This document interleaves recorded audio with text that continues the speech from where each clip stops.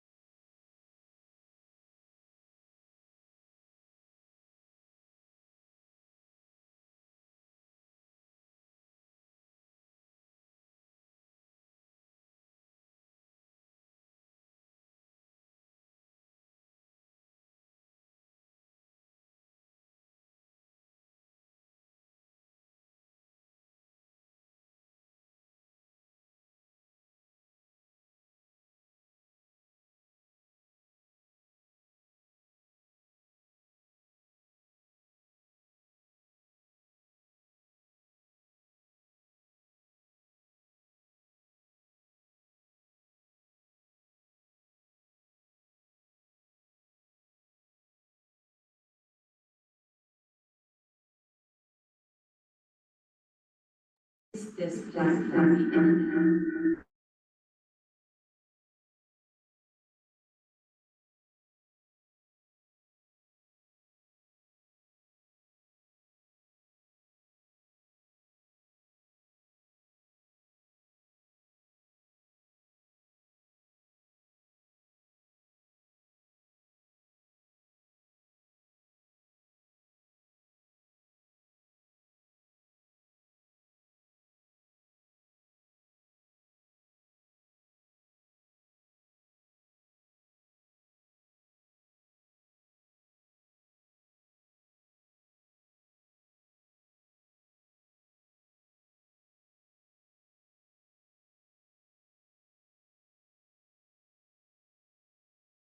Let's try that. Okay. Oh. So now you. All right. Oh. That's okay. I'll be over here. Mhm. We'll be good. Unless you'd like your answer. All right. How's that? Do you want me to turn this off? Let's see.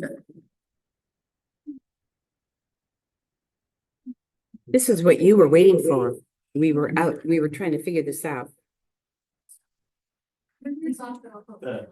Okay. There we go.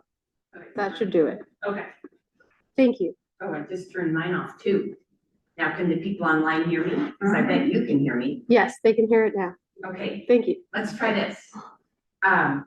So this is what makes it such a thing now that we suddenly realize has taken over the world. That the internet has and social media is giving us a way to amplify information and to create information. This is an example of what AI can create. Now, this is supposed to be a very famous person. See if you can figure out who that is. It's so interesting. It disappears as there we go. Now we lost our sound. Well, I can narrate. Yes. That's the Tom Cruise, or purportedly, and he doesn't want to drive, so he's doing rock, paper, scissors with his friend on the street corner to see who's going to drive him wherever they're going. But it's not Tom Cruise. But it would be easy for someone to believe that it was. And so that just to provide some additional context, that someone for a while was using artificial intelligence tools to do a bunch of just funny videos where they were going about their everyday lives, but then would take those videos of them, you know, talking with their friend or doing whatever, and make himself look like Tom Cruise, and then spreading that through YouTube and other social media channels. And so for this, right, like pretty trivial, just kind of fun.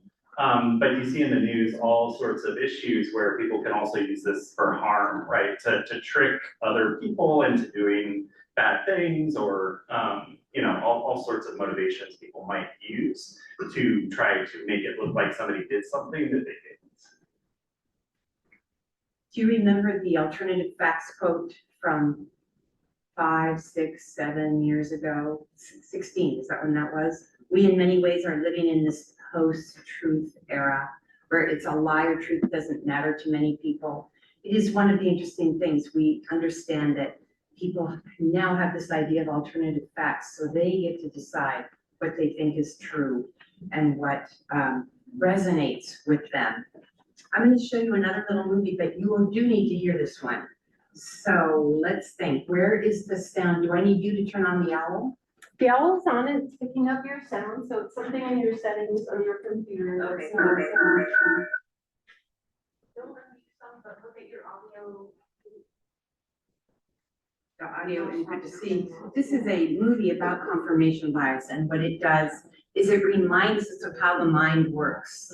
And part of it, you could argue, is a survival technique from, you know, millennia ago when we had to understand something quickly and make decisions quickly. It's like if we turn this volume on, And our minds have yeah, developed ways to feel comfortable with information and seek something we recognize. Oh, yes, it's coming through. Yeah, so that's. yeah. And I hope I can show this to you. Otherwise, we'll just have to talk about it. Yes, and I'm not sure what happened, if it was working. Yeah. Videos. Please, sure, try. I think you have to just Screen your pictures. Okay. All right.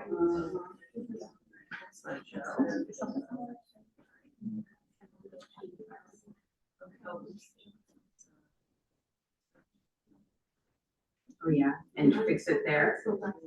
See, we have the crest on this. I have this. Okay. And then the people who can see this. When you share, did you share sound? Okay. What's that? Did you do share sound? If you share sound, it'll play it through there. Oh, I see, right, when you share, make sure that the sound is shared. And then that on the right hand side there, yes. Okay?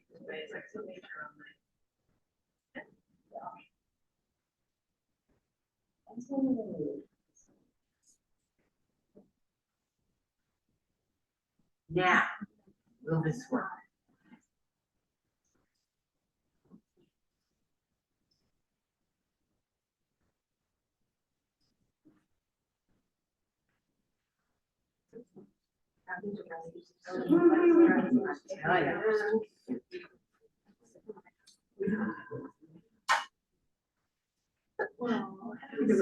never did soup before. Yeah. Right, yeah.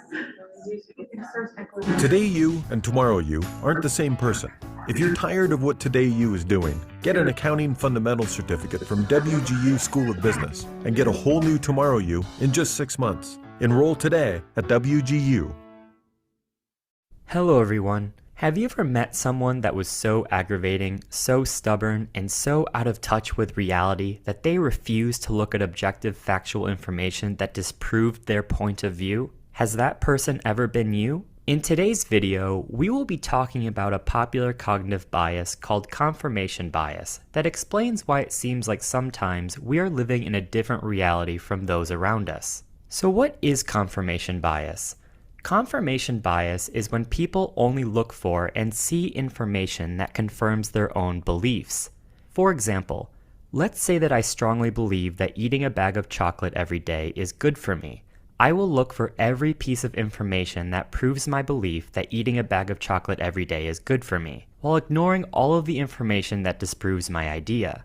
This can get especially tense with someone who does not believe that eating a bag of chocolate every day is good for me. You can probably see where this is going, and you've probably been in this situation where you're not arguing about a bag of chocolate, but something a lot more heated. So why does this happen? Well, it turns out that this is a result of our brains looking for more efficient ways to interpret information. Our brain looks at reality in a certain way and filters all information through that worldview. It is much easier to keep our current worldview than to keep changing it when new facts come along. So our brains have a bias towards maintaining what we already know and not shaking things up too much, as that makes it slower and more difficult to process information. The problem with this, obviously, is many times we ignore information that doesn't confirm what we already know in order to maintain our current worldview. Topics and beliefs that have a lot of emotion behind them can make people more prone to confirmation bias, especially if they identify with them. So where can you find this in real life? Well, everywhere you look, really. But what I find really interesting about this concept is that it can be so blatant. For example, two people can look at the exact same piece of information and interpret it in different ways. It's not just the concept that we ignore information that doesn't prove our beliefs. It's also the concept that we interpret information in a way that will prove our beliefs. As a more optimistic side note, confirmation bias also helps us with enjoying music, because we have a preconceived notion of how the beats and melodies will go, and then get rewarded when we can successfully predict them. We are humans, and as humans we will always have imperfect information. This is why we are also irrational and biased creatures. The best we can do is be aware of the biases that we are victims to so that we can try to avoid them. Thanks for watching, and I'll see you next time.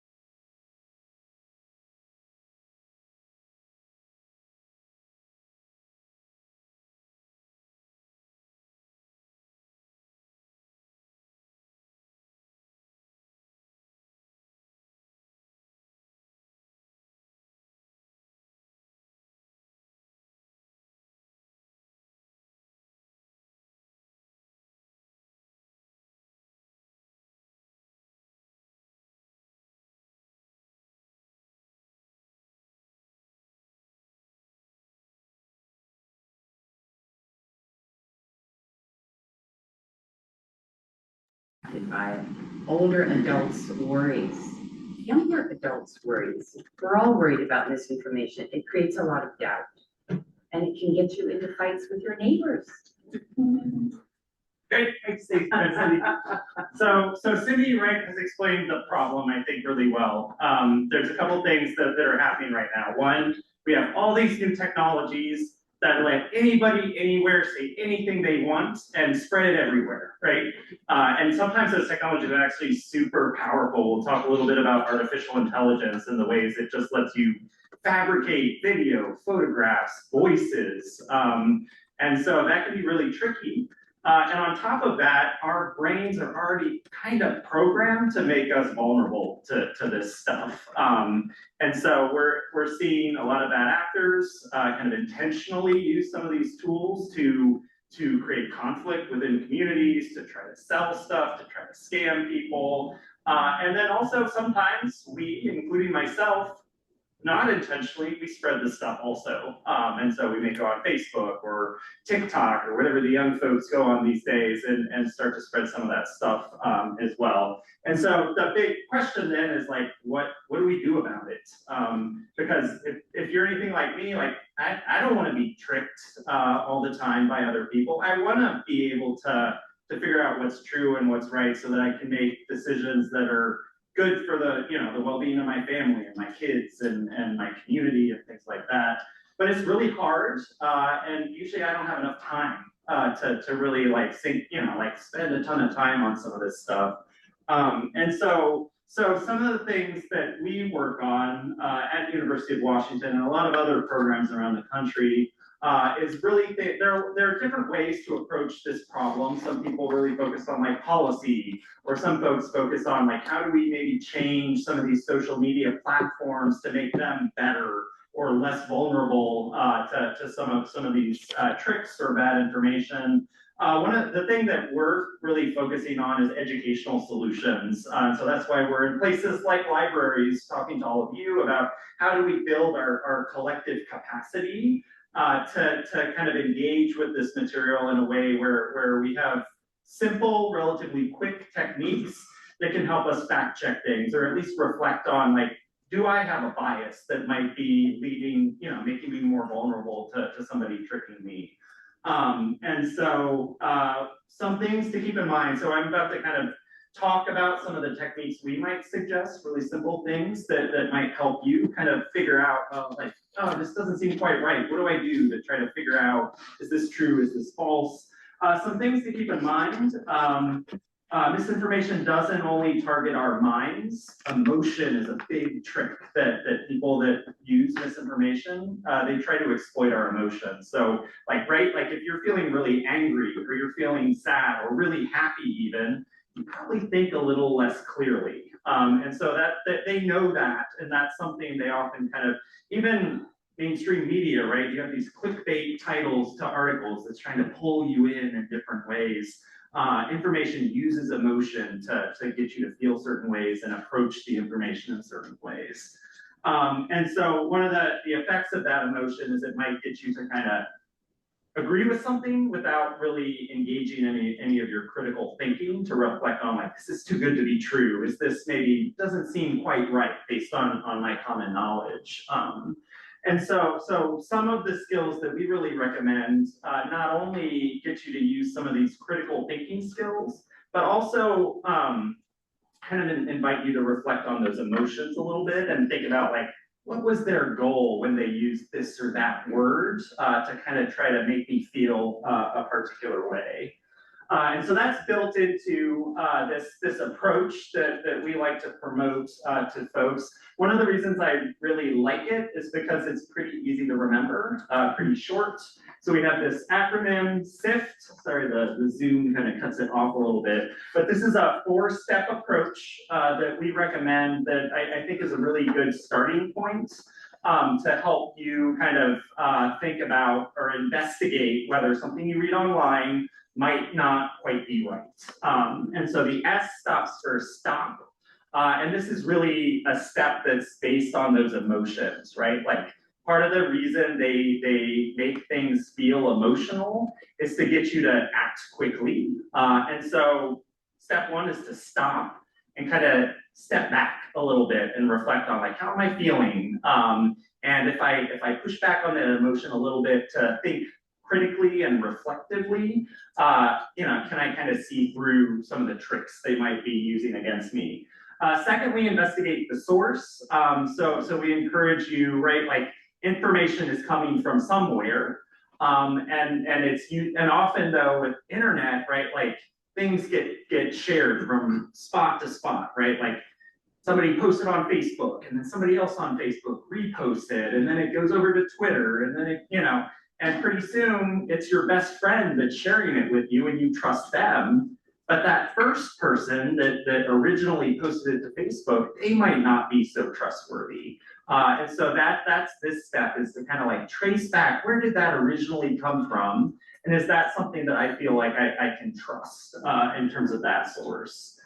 Third step is find better coverage, or at least find additional coverage. And this is where we recommend you pull up, say, Google, and just do a little bit of fact checking on your own. And so we often find, right, that if something is in fact true, then often it is discussed on multiple sites with multiple different perspectives. And so that's a really good gut check. It's like, hey, if I visit 3 different news sources, even really quickly, and they all talk about this thing, much more likely to be true than if it's only on this like one fringe site that maybe you've never heard of before, right? Like that seems a little bit more sketchy. And then the last one is trace claims, quotes, and media to the original context. And this is the one that takes a little bit more time. I think a lot of times those first 3 are much quicker and can kind of be a really good gut check if you're in kind of a hurry. That last one is inviting you to do a little bit more research. So maybe you go through the first 3 steps and you're feeling like, oh, I still don't know, and I don't want to share it with my family if it might not be true. And so I'm going to do a little bit more digging on Google to kind of see, like, did this person really say this thing or not? So stop, investigate the source, find better coverage, and trace claims. And we're going to go through that a little bit right now, talking about kind of in particular photographs that may be used to spread misinformation in different ways. So I have this. This is a real social media post that was posted to Twitter a while back in 2022. And so you can't really see. It's from an account called Buzzing Pop. And it says, scientists have revived a zombie virus, in quotes, that had been trapped under a frozen lake in Russia for 50,000 years. It could pose a threat to humans. More deadly viruses could be exposed from thawing landscapes due to climate change. And then we have this. That looks real, right? It's like a cell. That's sciencey, right? And then, I mean, I don't know. There's definitely ice and maybe Russian military. I don't know, but looks pretty convincing, I think, right? So, what's our first step? So I told you audience participation here. First step, stop. And let's think about are they using any words that maybe are trying to get us to feel emotions? Zombie. Like, I see zombie and I'm like, whoa, I'm gonna take this seriously because I've seen enough documentaries on zombie apocalypses, or sorry, movies. So that, like that already, you're like, okay, like zombie virus, like clearly, I don't know, I am at a university, so I have a lot of colleagues that do science. I very rarely see them talk about zombie viruses in academic studies. So maybe that is kind of raising a red flag in our mind a little bit, like, oh, this might be sensationalized a little bit. And maybe they're just trying to get me to pay attention. So maybe it's fine, but I've got a red flag. And so that's gonna kind of get me to go to that next step. So who remembers the gist of what's that second step? Investigate the source. So I know you can't see, but Buzzing Pop. Who feels that's a really strong,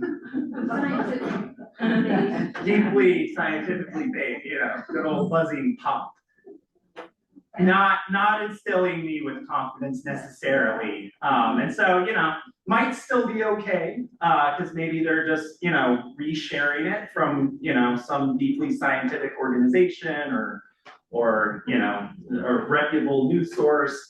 But it's kind of thrown red flags for me for those first two steps. So based on that, I'm gonna do a little bit more digging. And so that brings us to our third step, where we're gonna see if we can find more information about this claim, to see if I can corroborate it on a couple other sites other than Buzzing Pop. So what might we do? How might we kind of dig around a little bit? Would you investigate Buzzing Pop? You could. That would be a great. So that would help us investigate that source. But I don't want to do that. I'm curious. Can I find places other than Buzzing Pop? That's a totally reasonable and great way to do that. But I want to take a different route. Yeah. Well, as a library person, Yeah. there's a lot of library databases. Yeah. You can go to ProQuest That's great. and look up Yeah. facts. Yeah. And so what might you try to search for here? Zombie virus, that's exactly, so that's where I would go, probably. If you can't make it into the library, maybe go to Google, and look up, Google News, search for zombie virus, see if there's some other sources that maybe are reputable. I'm not gonna do that with you all today, because I think that's maybe something you all could do already, is kind of do that search or get your library to help you with that search. One of the cool newer things that you can do, because the internet is getting so media heavy, so photo heavy, is you can actually do that search using photographs from photographs that you see, which can be really powerful to kind of fact check, like, are people lying with these photos? Because the photos often make me feel like it's real. Like, that photo is, somebody took that and those are people there. So what you can do instead is you can go to Google Image, that's images.google.com, and they actually have a newer capability where you can actually do what's called a reverse Google image search. And so the normal way to do image searches, right, is you go to Google and you type in some words, and then it gives you pictures that are associated with those words. In this case, you actually bring a photograph or a photo image, an image file to Google and drop that in, and it does the search to try to find other photos that are similar to the photo that you uploaded. And we'll see. So we have a photo, right? And so I'm curious, like, is that a real cell? Like, what's going on? Where did this photograph come from? So what I did in preparing for this program is I downloaded that image to my laptop and dragged it in there and let it go to work. And so different thing, it's not always perfect. So like some of the things are totally irrelevant, like this guy, I don't know who would want to bathe in an ice pond like that. Not quite right, but we nailed it, right? Like it got it correct. And so we can now see that in fact, at least one other place other than Buzzing Pop on Twitter, so the New York Post, they have this exact same photograph that they have used in an article that they have on their site. And so that, that all of a sudden we have more information, right? Like now we know, maybe we don't know Buzzing Pop, maybe we do know New York Post. And we can kind of start to make a decision of like, do we trust New York Post as an authoritative source or not?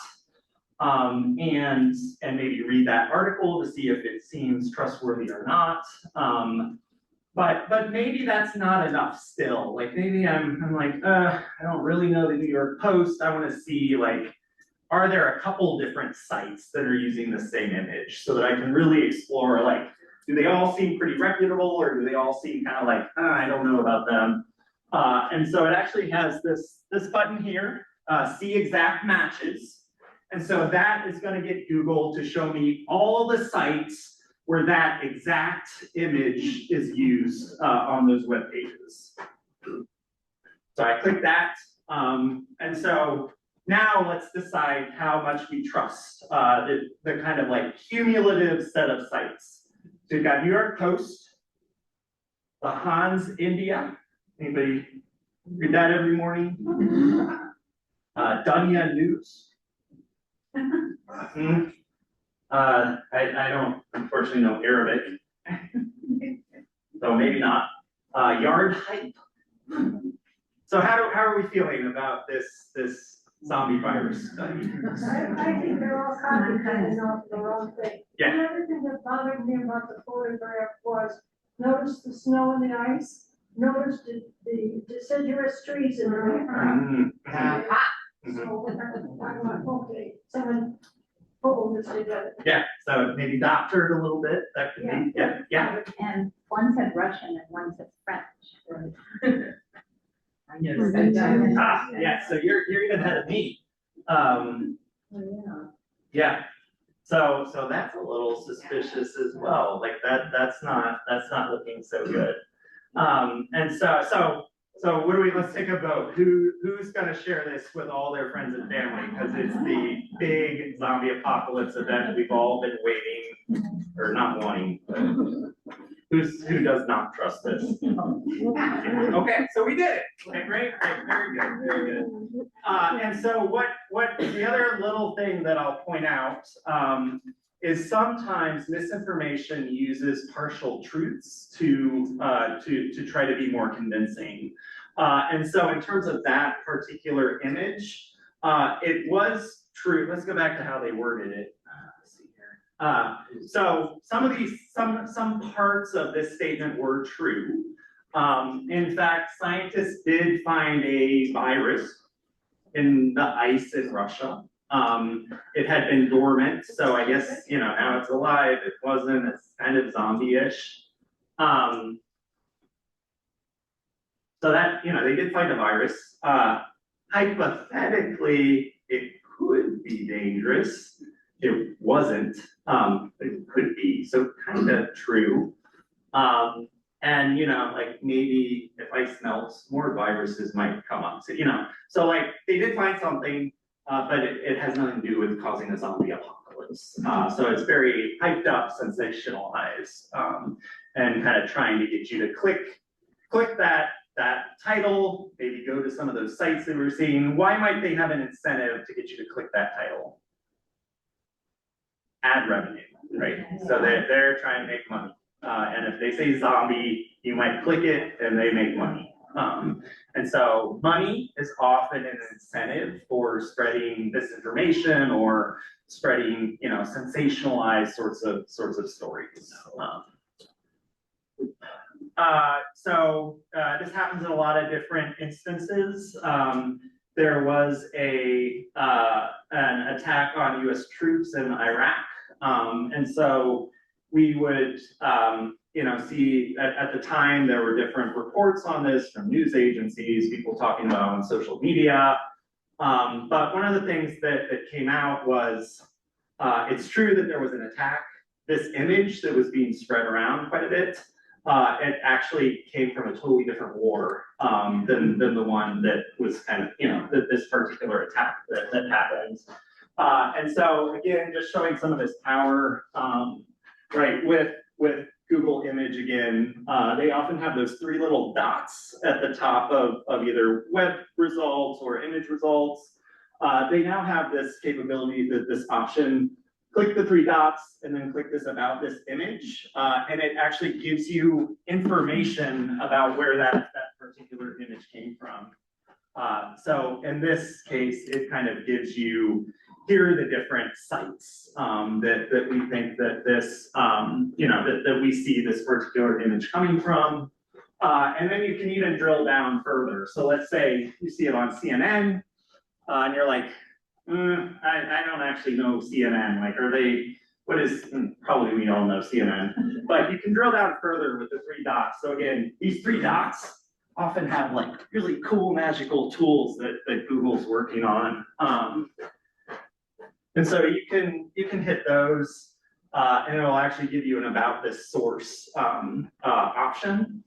And so in this case, CNN is this huge, news organization. But for some of those other sources like India Express, like maybe that is a super reputable newspaper in India and we just don't know that. And so these sort of tools can help give you that little bit of context.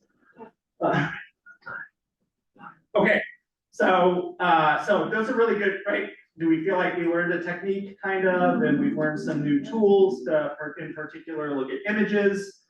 One of the hard parts now is not only are people being tricky by using an image from one scenario to tell you something about something else that's a lie. Now we have all these new technologies to contend with, and in particular, artificial intelligence, I think, is something people are talking a lot about. So AI. Who thinks AI sounds scary? A little bit scary, right? Maybe a little bit exciting too, in some ways, but a little bit scary. Yeah, it depends how it's, as with all things, right? It depends how it's used. And so what we're finding is that in the case of images and videos, that AI can quite powerfully like create things that are very hard to distinguish from kind of real things. So first example, 2 of these paintings are real and 1 is AI generated. Does anybody want to guess? Can anybody tell which ones? Is the one on the right real? I guess the first left.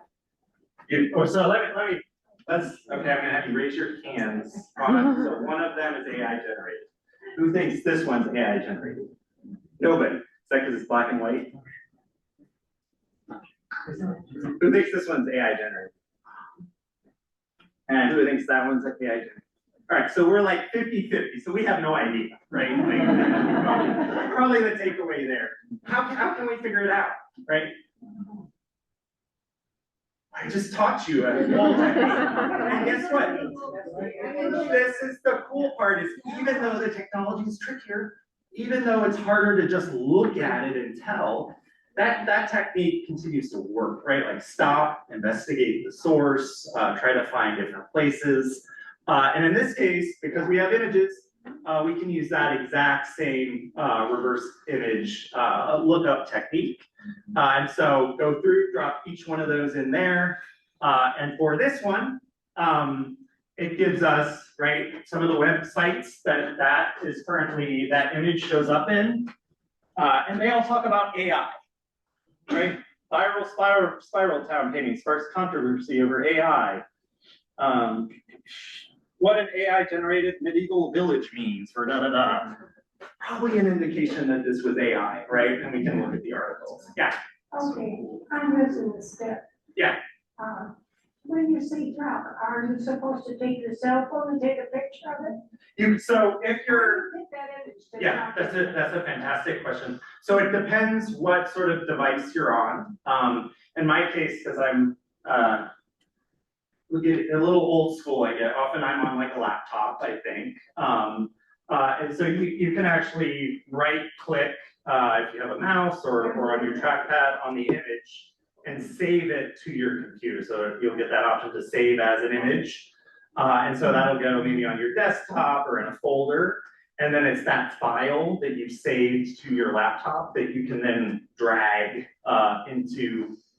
So are you saving it as a JPEG or? Yeah, exactly. You can save it, or whatever JPEG, TIFF, whatever your preferred image file format is. But yeah, JPEG would be perfect. And so you can either drag it from the folder into this box, or you can click this upload a file and navigate through the folder system on your laptop. And I'm sure your library staff would also be eager to help you with these sorts of digital literacy techniques. Yeah. This would be a great thing to come in during our tech hours, which are from 11 a.m. to 1 p.m. throughout the week, Monday through Friday. Yes, We can help and you.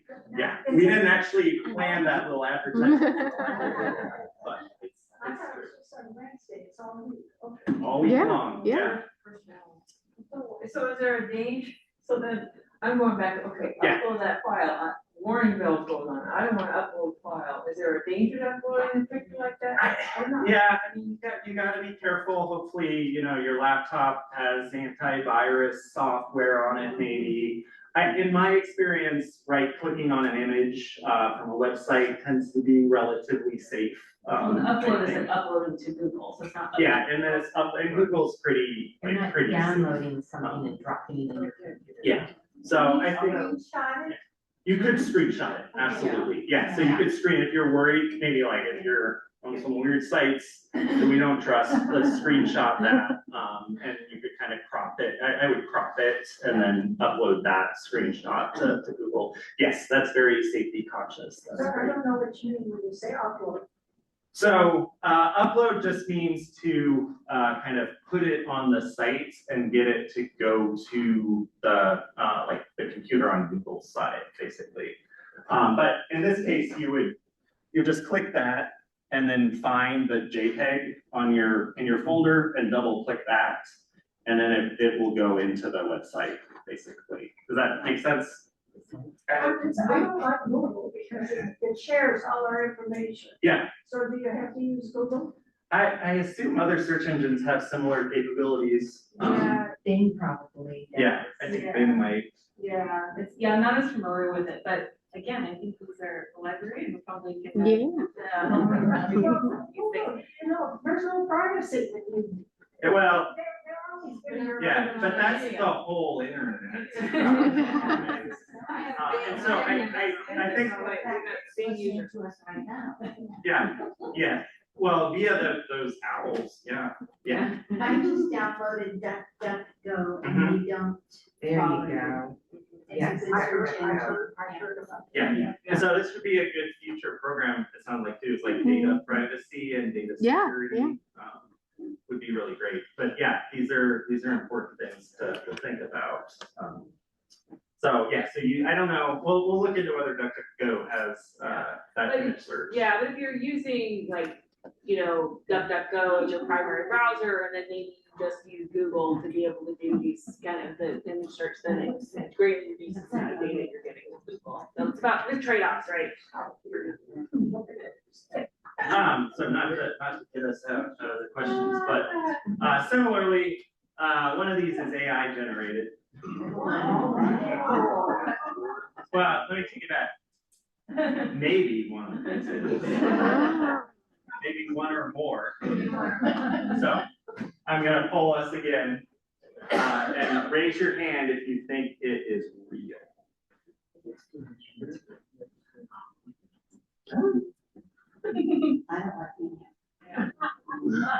So, 2 people.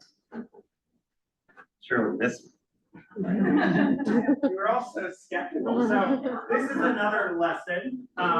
Sometimes when we give these talks, right, like one of the takeaways that people take away is like, I can't trust anything and everything's a lie, and like I'm gonna destroy my computer when I get home. Actually, most of the stuff on the internet, if you look at it by volume, most of it's true. And so like part of the reason people spread disinformation is to get us to trust nothing, and that's not the goal of these talks. There's a lot of good stuff out there. And so it's just a matter of like, how do we have the techniques to get us to that good information most of the time? That holds true here. The top left one is fake. The other 2 are real. So that's the pink fairy armadillo. And that's some sort of Chinese deer, right? I forget. But I know that one's real because my kids watch the Kung Fu Panda animated series and they have that in there.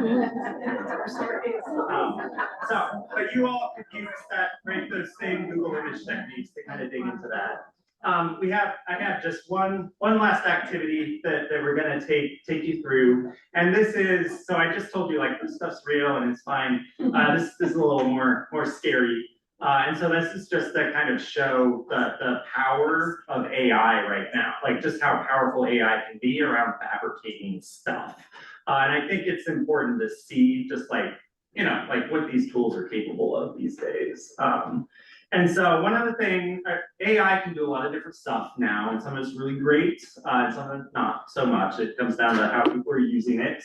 One of the things, though, that people are using AI to do is to create what people are calling deep fakes. And so these are basically fabricated photographs or fabricated video. So kind of pictures that just aren't real, or video that maybe, you know, we saw that example of Tom Cruise, right? That's not actually Tom Cruise, it's somebody else that they put Tom Cruise's face on and made the mouth move to make it look realistic. And so those are being used to spread misinformation. So you can imagine, right? Like maybe you have a politician and somebody that really doesn't like that politician, and they want to put words into their mouth in a way that makes them sound really bad.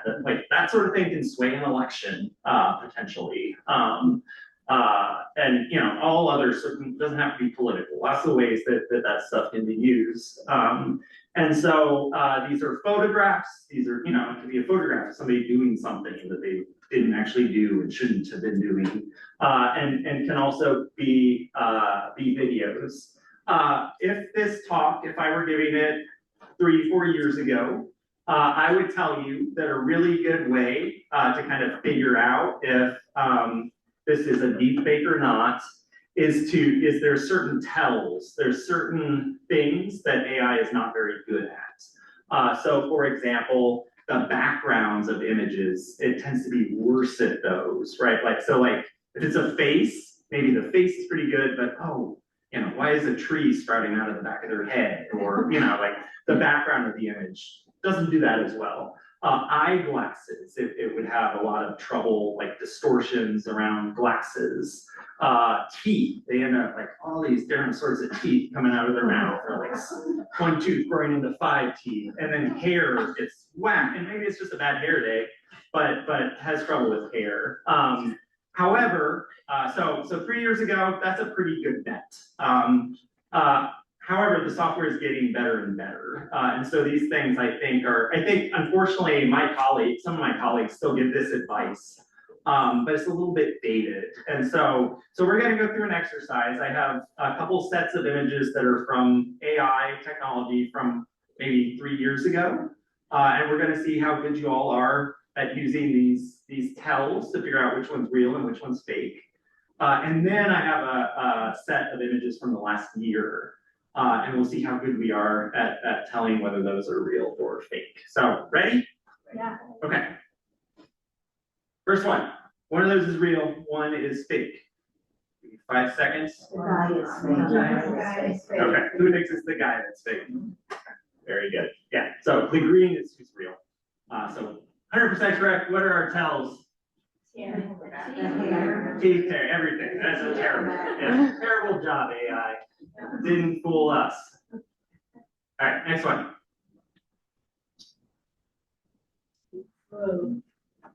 Harder. Is fake? So why? Yeah, it's like either it's the weirdest hat that only goes halfway, or something's going on with the hair / background. Yeah, so you're correct. This one's real, that one's fake. Left. Fake. Yeah. So hair again, hair background. Glasses. Yeah. Yeah, glasses are a little bent. Yeah.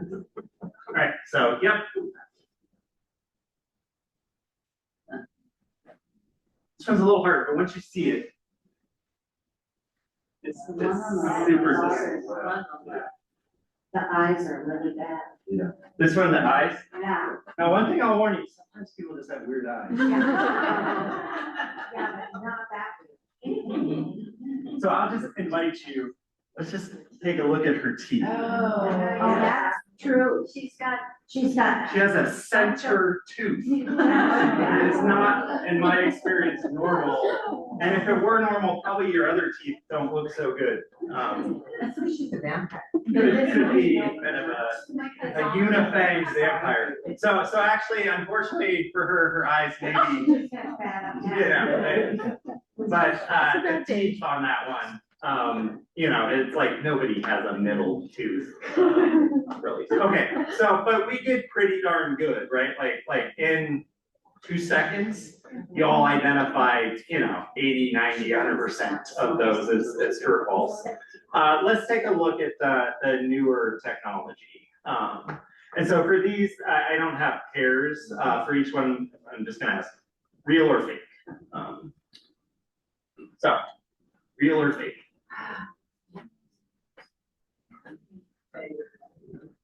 Right, hands, who thinks fake? Who thinks real? Why fake? Yeah, but you can do eyebrows like that now. Yes, magic eyebrow brushes. Well, she kind of looks like Billie Eilish. All right, so she's real. Yeah. So somebody, Cindy or Stacy, let's help me. So we're 0 for 1. So I remember our batting average on the last set was 80%. So let's see how we do. This guy.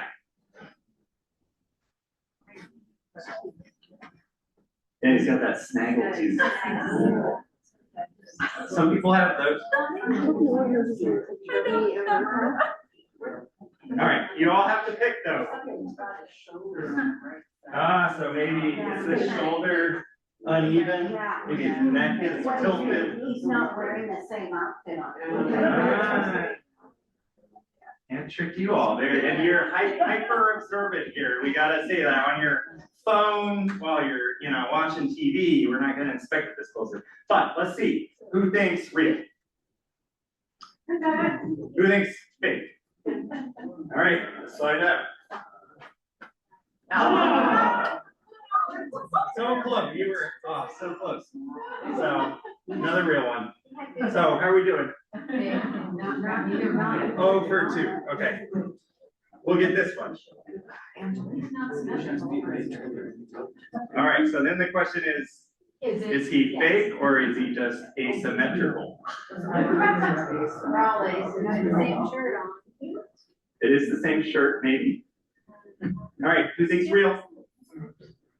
I've got attrition, you are voting.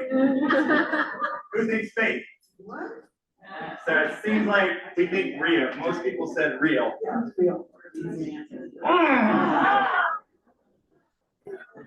Not so. 0 for 3. Uh-oh. All right, her. We're gonna get 1. She's cute. Too cute though?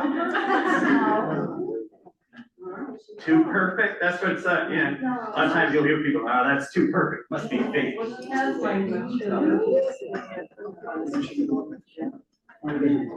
that just too much, you know, trade lipstick? I don't know. All right, real. Fake. Pretty split, but it seemed like more real. Does that seem accurate? All right, it's okay. There's at least one more. All right, this guy.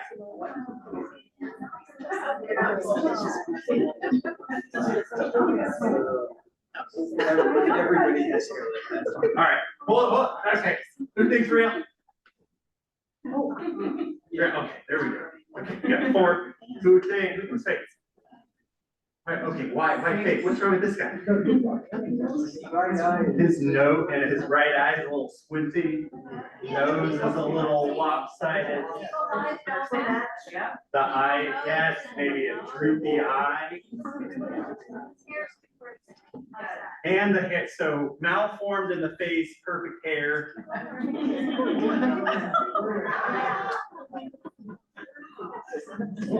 So how do we do? 0 for 5. So the new technology is like pretty good, actually.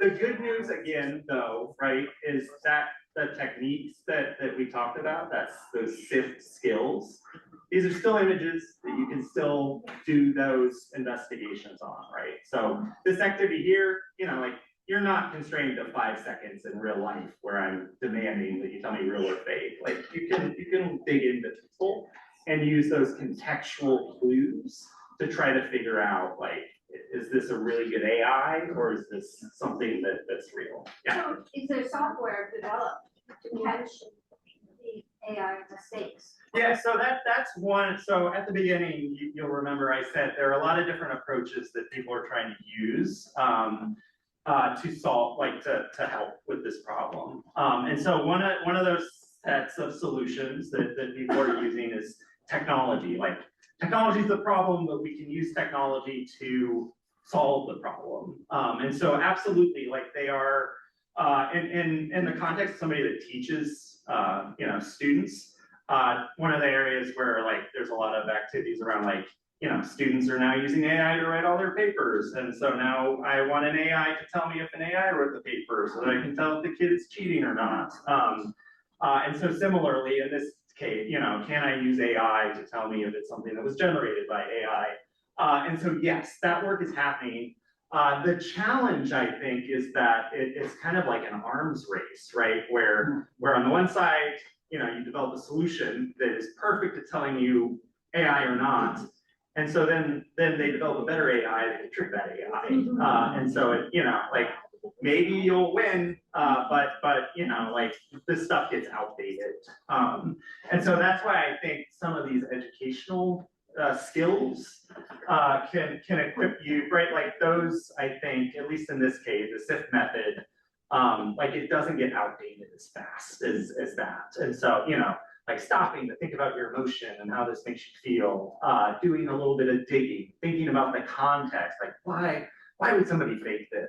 Is there a motive here? Those are tried and true techniques that, they're not going to be perfect every single time, but they seem to have some staying power in a lot of ways.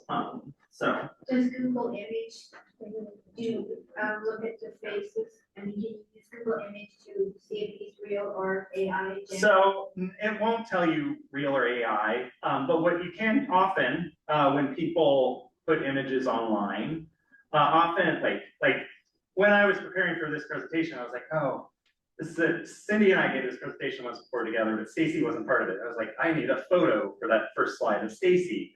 And I was like, what photo would Stacy like? And Stacy had like 5 different profiles online that all use the same photo. I was like, that's the one. Similarly here, like, if somebody's using an image, probably they've used it multiple places. And so that reverse Google image search can help you kind of see, like, oh yeah, actually there's, Facebook and, a job website and this other place where the same image is showing up and they all have the same name, and it seems like it's like a real person that's used this.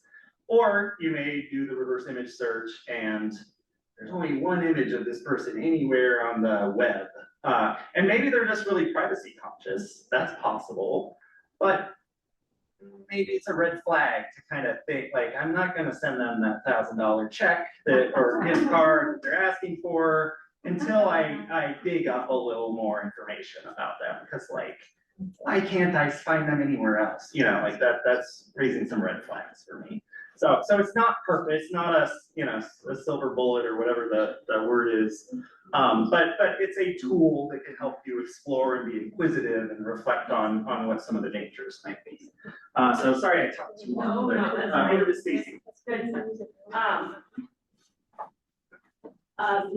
Thanks, Jason. And so we know, as we're really interested in passionate about this topic and are constantly trying to figure out different ways to connect with different communities on to educate, inform people around what's going on. And everyone here is the type of person that sees an educational presentation at a public library and is like, yes, I'm going to spend my Wednesday evening. You are like me. This is exactly how I would choose to spend my evening too. But surprisingly, this is not the best way to reach everyone. So a big part of our work is working with public librarians, community organizations, K-12 schools, to really think about all the different kinds of ways that we can reach different audiences to talk about this issue and provide some education and to really engage them on this big societal problem we have. So we wanted just to share some of the examples of some of the things that we're working on give you some ideas about the work that's being, that's happening in the greater community, and also maybe kind of spark some ideas, other ways to kind of engage folks around these topics. Some of them are kind of more publicly available, and others are kind of still works in progress.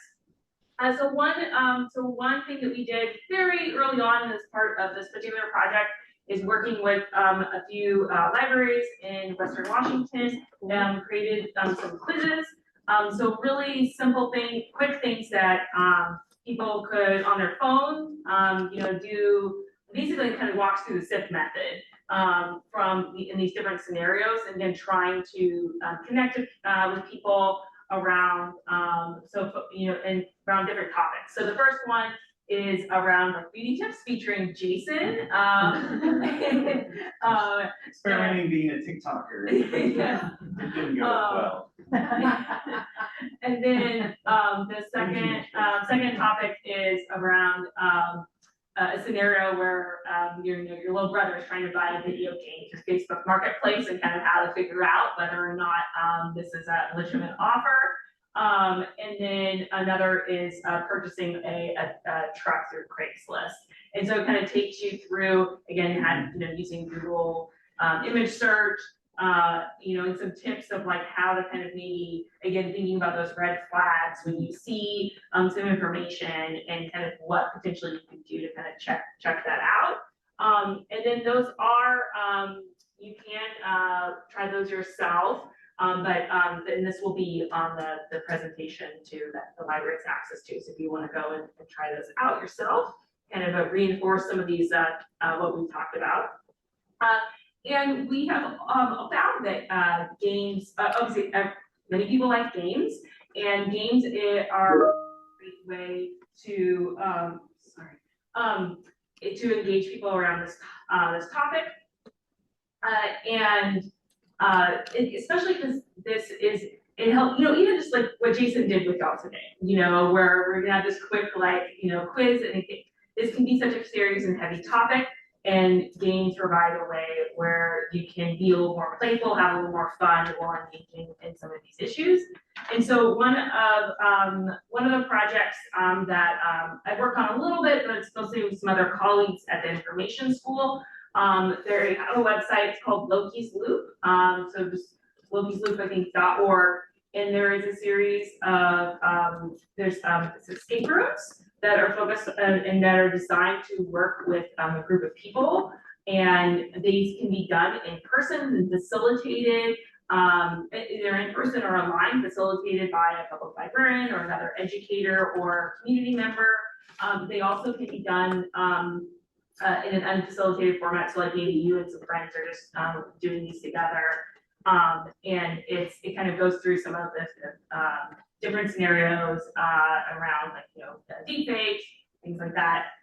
And then there's also, if anybody works with younger kids or knows any is interested in that, there is what's called a misinformation play pack that is some series of activities that are designed for kids ages like 8 to kind of teenage year. So again, these kids are encountering about these issues even at a pretty young age. Actually, my son was talking about knowing about AI photos. We were talking about that the other day, and so really want to start engaging with younger people around these topics. We are also working with some libraries, part of another project, and thinking about ways to engage teens around these topics, again, through a game. Because,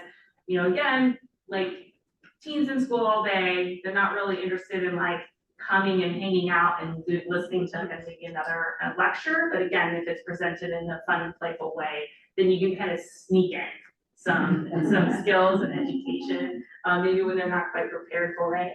But like I mentioned, we also have we do a lot of work with K through 12 schools.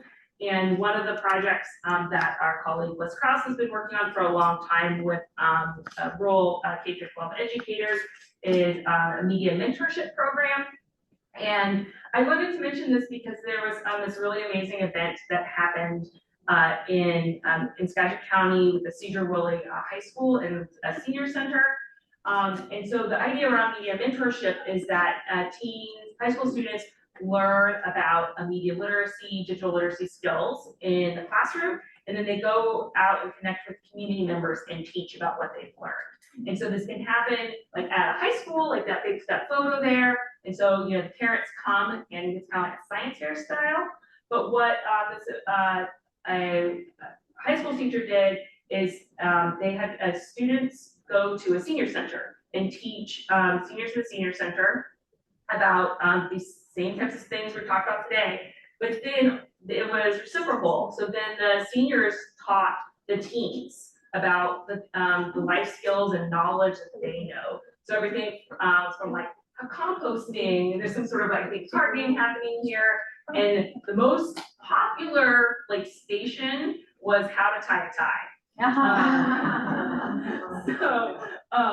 So it was this really lovely way, and I know to build these connections intergenerationally, and I know that some other schools have been trying that out in their communities too. And then another program that we just love to talk about is that we've worked with a few rural libraries. One, this is in Smithville, Texas, and then we've also worked in southeastern Washington as well, where we engage teens with videos. And so they're making their own videos, but we're talking about misinformation.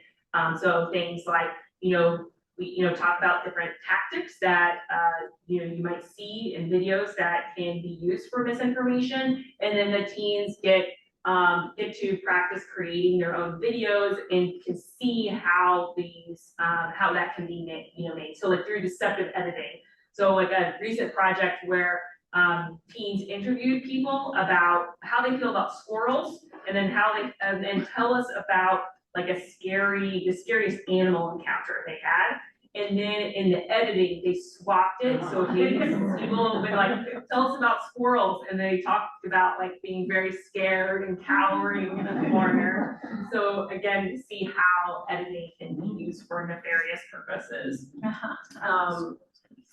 And then this is our we have a video, but that's been talk anyway. That's just more about the program that we've done in Smithville, but we wanted to make sure we had plenty of time for questions and answer questions. But thank you so much for joining us. We really love being able to come out and talk about, and we've had some great questions so far, and we'd be happy to answer any more. So thank you very much.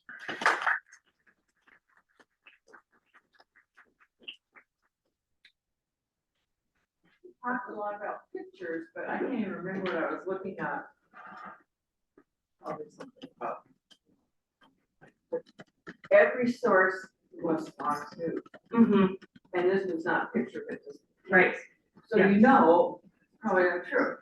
So, and I can't remember what I used. It was a couple months ago, but it was like, I want to see if it's true, but every source was Fox. So okay, I'm not gonna believe that. But what's another way to get to some other information? Even Snopes didn't have it and other stuff. Yeah, it's just fact information, not pictures. Right. So I think again, that same technique works. And again, so something, that I will see, because I'll do that and I'll investigate this, and then I'll see, and it's something you notice, like, kind of more, this is only being covered by left-leaning publications, or this is only being covered by right-leaning publications. So it's like, that's like something you'd like to note.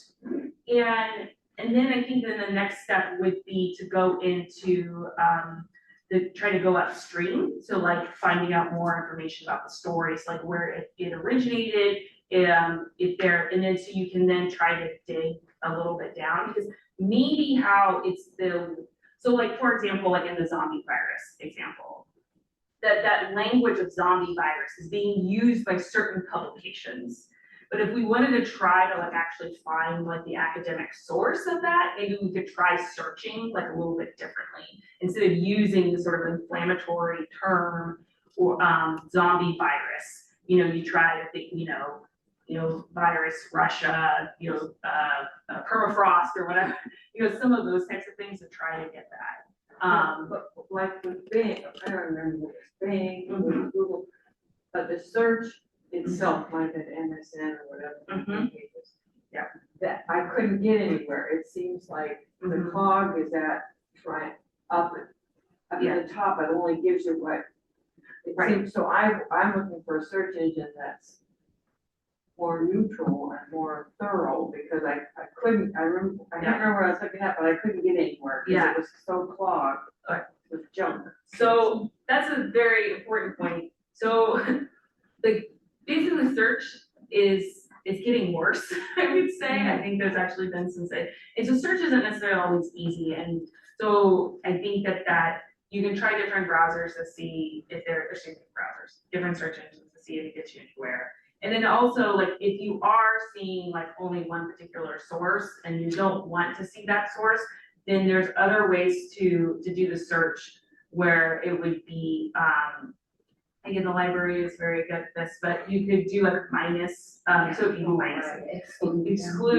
can exclude like certain sources to kind of sort of moves that to see if there's anything else that kind of rises up to the top if you completely put that away. I think it's also something that, the former colleague of ours, Mike Caulfield, he develops it, something that he talks about too, is that when you're doing these searches, at some point you can also just say like, what do I want to keep going?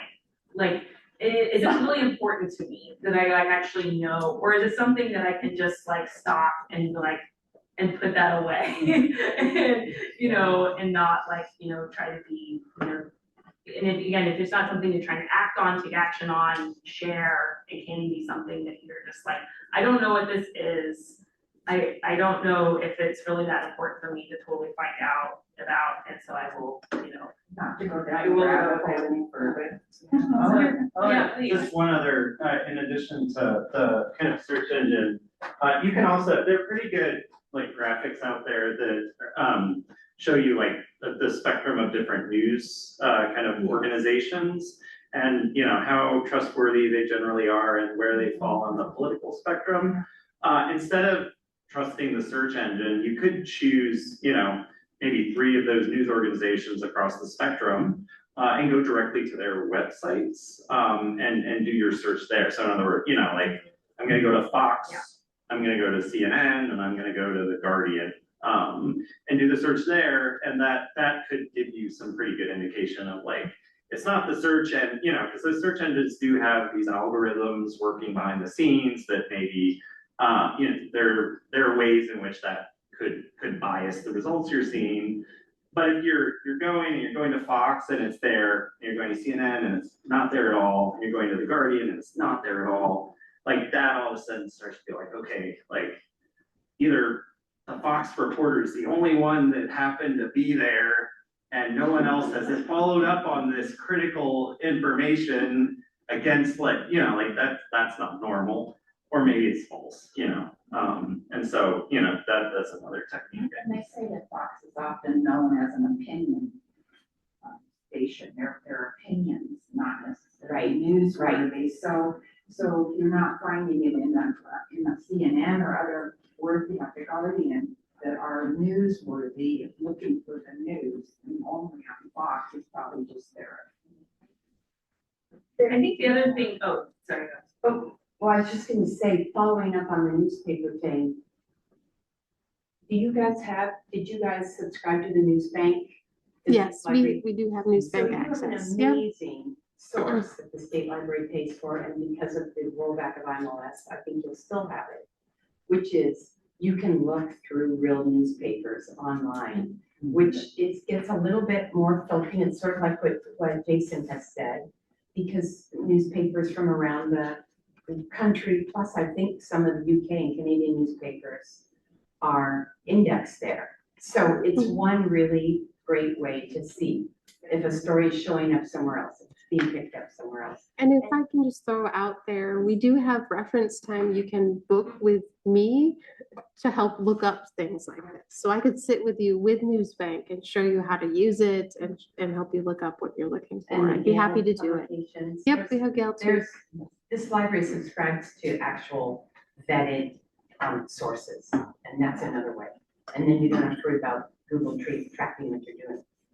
So where is Newsbank on the library's website? It's on our main page on the side. There's like a link for databases and research. You could go there, or you could go to the catalog page. It's listed along the side with databases as well. And I'd be happy to show you afterwards. Yeah, that's a great source. That Loki's loop, you have those QR codes on here, is that something that's available at the library, or is it something we can go to? Yeah, so I can pull back the Loki's Loop is our website that colleagues have put together. So it's affiliated with a project at the University of Washington Information School.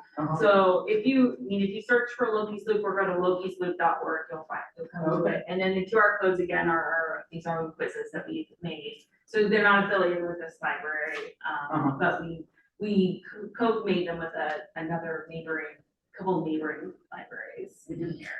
But you could try to convince your library to use the resource to put on, it's often best in a group setting. So that could be a cool future library program. Yes, it really could. I may have already bookmarked this. And then bring it back. So, Snopes, still a reliable verification for facts? Yes, it is. I mean, I use Snopes. I know that it had some controversy in the past, and it's not everybody likes Snopes. But it works for me. I think it does. They've got a process. It's great. Turn this off, but it keeps overwriting. Yeah, and I think one, like Stacy probably knows better than I do. My message is often, like, we try not to, our whole message is like, keep an open eye, keep your eyes open and like really think about the broader context of where our information is coming from. So I don't like to recommend like, this is the one place you should go to, right? Both because I think it's better to have a diversity of things that you're looking at. And also because if I come in and tell you, like, this is the site, then we get, we're like, oh, they're censoring these other things like, so we're a little wary of that these days. And so we recommend, I think Snopes is a great part of your kind of like broader set of techniques to kind of explore. There are also some newer sites, like I just recently came across this newer news service called Tangled, I think. Have you seen it? Anyway, it's a journalist that he, unlike Snopes, which I think is about like fact checking and like this is the truth. He intentionally surveys the news every day and tries to pick out the kind of like big issues that are emerging, and then does a review of the right-leaning and the left-leaning, kind of like how they're covering the issues. The same thing. One story, here's how the right's covering it, here's how the left is covering it, and then gives as a journalist, their kind of impartial take on like, here's what I'm taking away from the different ways that this story is being framed by the different news organizations. And that name again? Let me double check while you ask more questions, just to make sure I got the name right. I got an email. I think it's Tangled, but I'll double check. But that's just to say, like, there's new stuff coming out every day so like if Snopes is not the one for you, there's other stuff similar to it that does similar types of services for folks. So let me double check let's see.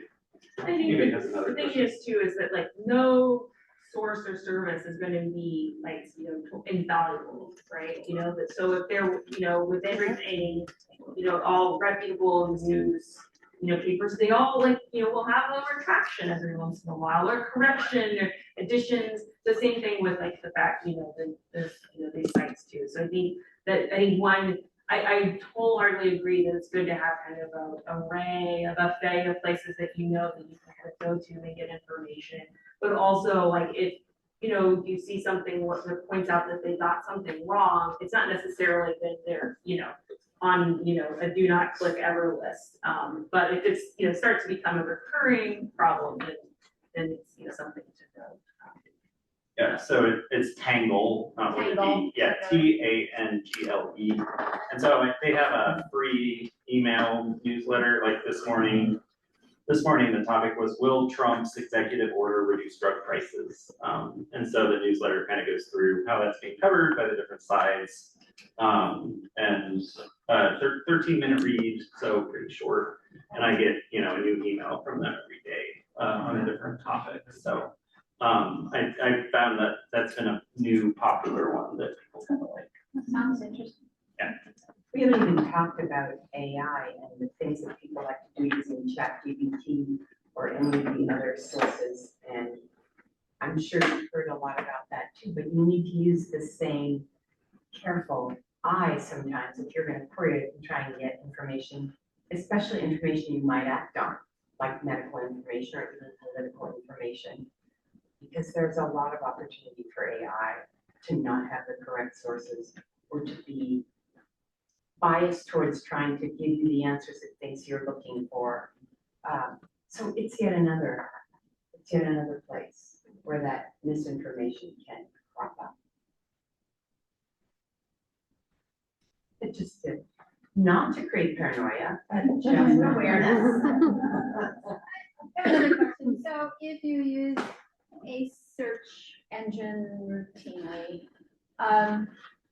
when you make an inquiry, considering the past history that Google has stored somewhere about you, will that influence then you ask a question about something or other, and will that information then influence what is given to you? I mean, talk about confirmation bias, is that what they're doing, or? Go ahead, you seem like. This was what I used to lecture about when I worked at Amazon, because the search engines are all designed on that same algorithm of what other people are doing, and truth is based upon how many times certain things are searched for. Yeah. So yes, but also if you're searching on a particular topic, it really works in commerce. I have to tell you this: if you're shopping for something, it's very hard to find that rare and hard thing. You find the common thing, the thing everyone else is looking for, the thing most likely to answer the question, 10 best restaurants in San Francisco. That's what it does. And so it will do the same thing with information. And it will start to know your patterns because it aggregates and it uses that same kind of formula that Amazon developed in 1998. People who do like this. That has now become the most common way that all search engines work, is not on individual attributes of the data, but on people's interactions with the data and people's preferences for the data, if that makes sense. Excuse me. Does it matter when I do those things? I go in and I delete my history. It's I delete the location, the history, right whenever I do a search. Right, you are careful. Well, it will help somewhat, but it's still an aggregation of other people's searches on certain things. And you can kind of work around it. You can start to, as Stacy and Jason have described, ways to be more strategic with your searching when you're trying to find a source.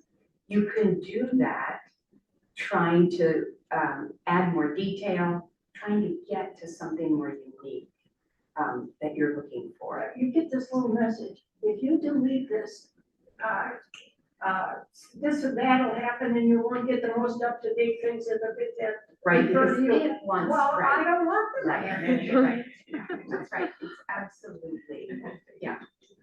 No, it's true that in the early days of Amazon, it really was designed to help people find unique things. And then it started to do as bookstores and grocery stores and other retailers do, which is accept money for placement. And so with that, the things that most people want or the things that are being paid for are weighted differently. And so if you just think of all of your experience online as a commercial enterprise, it helps you be discerning, because as Stacy said, or Jason said about clickbait, making money on the advertising. The web is all about making money. And I think also that we are, as you know, we talked about earlier on with kind of our information environments are becoming more kind of separated. And so, you know, the news that I get based on the information sources is, you know, can be very different from somebody else who gets their information sources from somewhere else. And so then that can also play into it when you're doing a search. Because if in my information world, I'm using a particular, like it uses particular language around an issue or a topic, and I search for that, then I will likely get results that use that same language will also, you know, are reflecting that kind of perspective. But if somebody else is uses different language to describe an issue, a problem, a concept, they will get results that use that language. And so then that kind of continues this sort of, you know, separate kind of information walls that we have. So again, I think it's so much of this is all kind of tangled up. And again, the technology kind of amplifies and reflects, you know, the new environments that we're all living in. And so, you know, there's ways, we talk about ways to try and kind of get around that, but I think it's very difficult to completely kind of separate yourself from that. Right. Yeah. So I see we're at time. So we could do maybe one more question if anybody's got like a learning question. But I also understand if anybody else.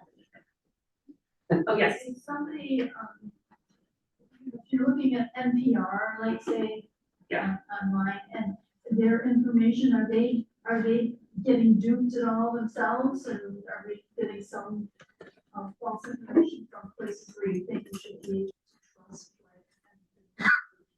So I would say that, you know, places like NPR, like they have, you know, journalistic kind of standards and practices, right, that help protect against that. But again, nobody is 100% invaluable. And so you will see that every once in a while, like some, you know, something, but a lot of times it's not quite as like, oh, they're spreading misinformation, but it's like a detail wasn't quite right. So subtle. Yeah, maybe a little more subtle. And I don't know if y'all ever had that experience where it's like there is a national outlet will cover like something local, and you notice because you're from there, you're like, that's not quite right. Some of the Canadian coverage too. Yeah. I found Canadian coverage with US coverage. Yeah. So I think I think going to places like, you know, NPR and these other news organizations that do have, you know, these very standard journalistic practices can be one way to kind of protect yourself. But that's not to say that there are independent journalists that are working that also, you know, do good work as well. And so unfortunately, there's a lot more like effort required of us as individuals. And I think one thing that I keep trying to practice more in my own personal life is just to slow down in, you know, my information consumption, because what gets us, as Jason alluded to before, you know, even just detecting, you know, fake images. You know, if you're just scrolling, you're moving really fast, or you're just not quite paying attention, then it's much easier to not think something through and just kind of take whatever is presented to you for granted.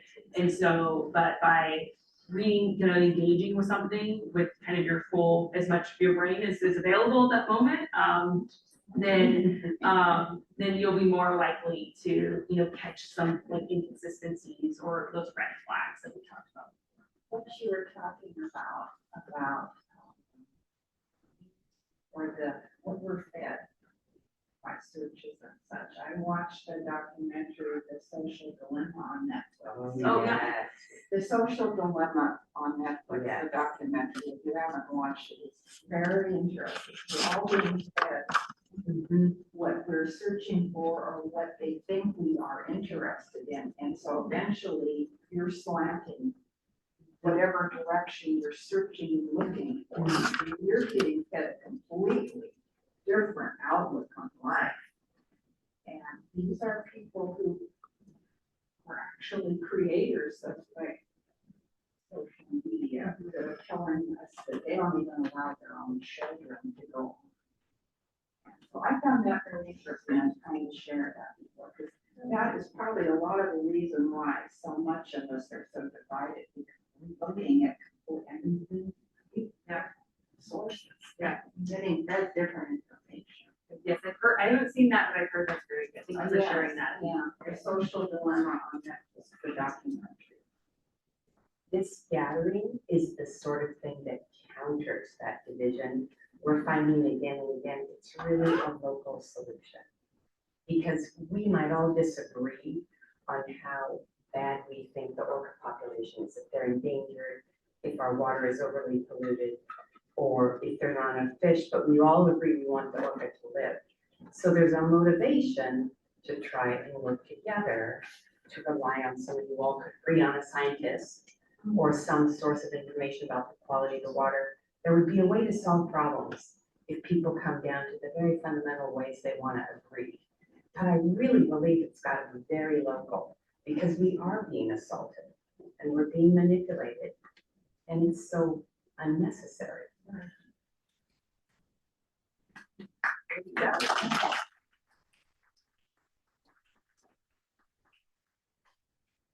you all for coming. Yeah, Thank you so much.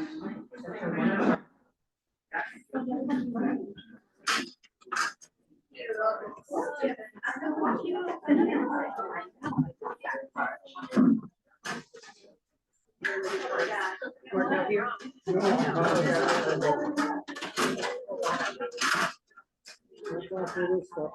I'm gonna put this over here. Yeah, the last thing we want.